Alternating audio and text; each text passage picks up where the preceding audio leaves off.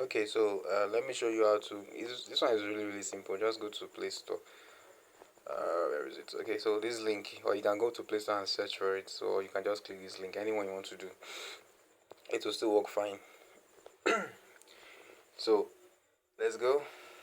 It will still work fine. I already have it, so just for you, just install normal Play Store. I think they also have for iPhone. I'm not really sure of that. Just have to check. I'm not sure, but check. Let me update. Let me use Tide to update. But anyways, while it's updating, so once you install, you go to the app, you click on it. So it's just like installing a normal app. There's nothing serious about it.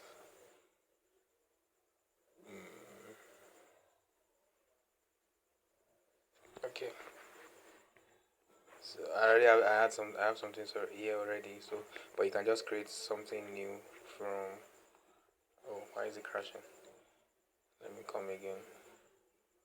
Okay, because I was updating.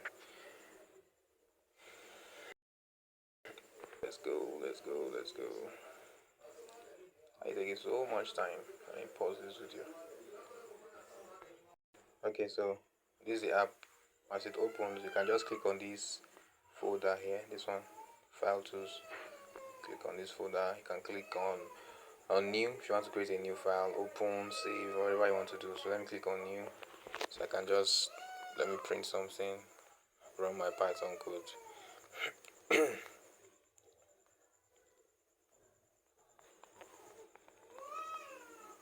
Okay. Then to run, you click on this yellow button. So that's my.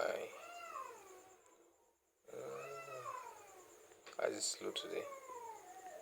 It's not. Doesn't. It's not slow like this. I don't know. So hello world. Okay. Let me try that again. Maybe it's been long because it's been long. I've used it. Let me try that again. All right. So it doesn't take time. Okay. So that's how it works. So you install the app. That's just it. Try to use the app when turn your data off when you're using the app, except when you're running Python scripts that require data. Okay, so that they will not disturb you with ads. But this app actually, their ads are minimal. They don't really disturb much, unlike many other apps. Okay, so that's for this.